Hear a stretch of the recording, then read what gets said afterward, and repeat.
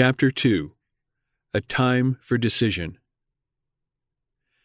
As we went to meeting one Sunday in December 1843, my sister said to me, "Oh, John, aren't you glad? The millennium is going to begin this year." "What's the millennium?" I asked her. I had never heard that big word before. "Well," she began, "the world is coming to an end, and Jesus will return.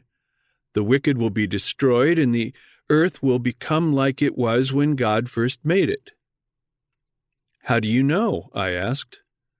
"The Bible teaches it," she replied. "There's a man by the name of Adams coming here this week to preach about it, and we're going to hear him." The news didn't please me as it did her. Grandfather sent me around the neighborhood to spread the news. Many of the neighbors looked sad, and I felt sad enough too, for I thought I was unready and would have to burn eternally in hell for my sins. After Elder Adams' lectures, a second series was given by Elder Barry. Victor was then only a small town of 300 inhabitants, but the Methodist Church comfortably seated 1,000. It was not only full every evening, but all standing room was taken. These lectures on the prophecies and signs of the times, mingled with exhortations to seek God, created a profound interest. I was able to attend one of Elder Barry's lectures. It was a beautiful night and fine for sleighing. The meeting was opened by the singing of a peculiar hymn. In a clear and musical voice there came from one corner of the room the words, "Hail you, and where do you come from?" From the opposite corner, a melodious response, "I am come from the land of Egypt." Then the question, "Hail you, and where are you bound for?" Followed by the reply, "I am bound for the land of Canaan." Then a full choir of all parts gave the chorus, "O Canaan, bright Canaan, I am bound for the land of Canaan. O Canaan, it is my happy home, I am bound for the land of Canaan." Then in the same manner came questions relative to captain, pilot, cargo, etc. Simple as were these words, the power of God filled the place, and the people were in tears. Elder Barry spoke from Revelation 14, "Fear God and give glory to Him, for the hour of His judgment is come." Above and back of the pulpit hung a chart of the imagery of the books of Daniel and Revelation. Oh, what solemn awe seemed to prevail! Although the church was filled to capacity, all listened with breathless attention. At the close of the sermon, scores went forward for prayers. I took my place among the seekers, desirous to be ready to meet the Lord in peace. Afterwards, one man said to me, "Well, Johnny, I'm glad you've decided to be a good boy." I felt disappointed. I longed for someone to help me seek and find the favor of the dreadful, angry God I pictured in my mind, who would be pleased to destroy me. I was not quite 12 years of age. As we came out of the church, we were strangely awed by a band of white light about as wide as the moon's disk stretched across the heavens from southwest to northeast. That wonderful band of light continued all that night and the whole of the next night. As a result of the lectures, my grandfather and his whole family, with hundreds of others, believed the doctrine. They used to bring home books and papers such as Signs of the Times and Voice of Truth. I read them eagerly and carried them to the neighbors. A great revival followed the preaching of the Advent doctrine. The first time that was set for the Lord to come, in the spring of 1844, I worked all the day the Lord was expected, sawing wood. I frequently looked up to see if the Lord was coming. I was very fearful He would come that day, for I thought I was not ready. Although the day passed and he did not come, I did not lose my desire to be saved. In April 1847, at the age of 15, I left my grandparents' home and went to my native village to live with my oldest brother, who was an Adventist. I wanted to learn the trade of carriage-making. Here I soon mixed with wild companions and became very careless about religion. When I stopped to think seriously and wished to be good, I was of the same mind as my brother. But I had no strength to leave my companions and make a start to serve the Lord. During the winter of 1848-49, I attended the school in Victor, living with my widowed mother, paying my school tuition by sweeping the school floor, kindling the morning fires, and ringing the bell. Our teacher readily discerned the abilities of his students and did all he could to develop them. He had the more advanced students organize a literary society. The older male members were required to write speeches, commit them to memory, and present them before the assembly. This trained us to appear in public. I can look back and see that the Lord was preparing me to speak on Bible truths. When my mother would ask me to go to meeting on Sunday, I would make up some excuse. My studies needed attention. I must write a composition or something of the kind. Thus things went until June, when I accompanied my Uncle Norton to visit my older brother, who had moved to Adams Basin. Soon after our arrival, we attended an all-day meeting held by P.A. Smith, an earnest Adventist minister. The First-day Adventists taught that the great commotion among the nations of Europe would bring on the battle of Armageddon, and the Lord would now come very soon. Under this preaching, my convictions of 1843 were again fully aroused. After meeting, as the minister visited with my brother, he began to talk with me, and obtained a promise from me to serve the Lord. I felt relieved that the way was thus open for me.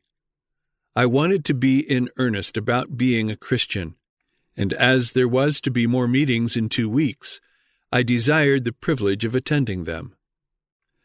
When I looked back to my school, all was dark. I dreaded to think of going back to mix with worldly companions until I had more strength in the truth and evidence of acceptance with the Lord. Then an opportunity came to me to work as a blacksmith apprentice and learn to iron carriages, intending to enter in business with my brother.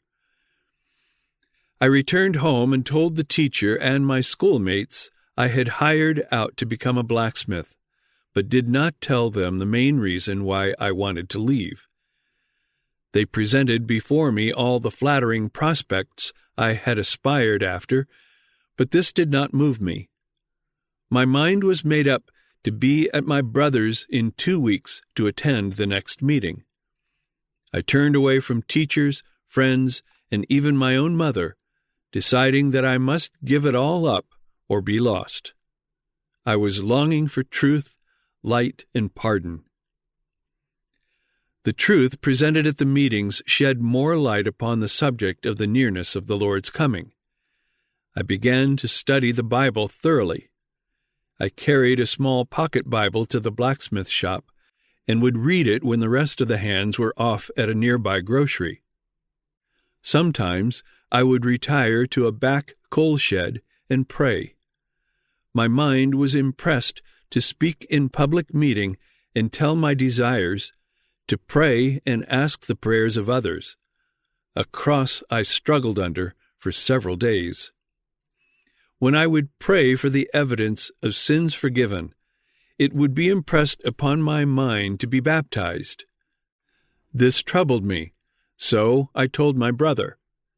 He said, if I felt that way, I would be baptized at the first opportunity. Elder Smith is going to be at Clarkson next Sunday and is going to baptize one on the way, and you can be baptized at the same time. When Elder Smith came, and I told him of my feelings, he said, "Yes, by all means, go forward." I prayed earnestly to the Lord to be guided aright, and went with trembling to the place of baptism. It was a beautiful summer morning, and when I came out of the water, I was as happy as I could be. It seemed that all nature praised the Lord. I was now free and could say, "I know that the Lord loves me." We had about 10 miles to go from there to the meeting, and we sang and praised the Lord all the way. At the time of my baptism among the First-day Adventists in June 1849, they had no formal organization. They did not keep any record of names. They claimed that on being baptized, their names were entered in the book of life, and that was sufficient. If, amid the opposition against the Adventists which raged at that time, one had the courage to publicly accept the faith, they acknowledged them as brethren.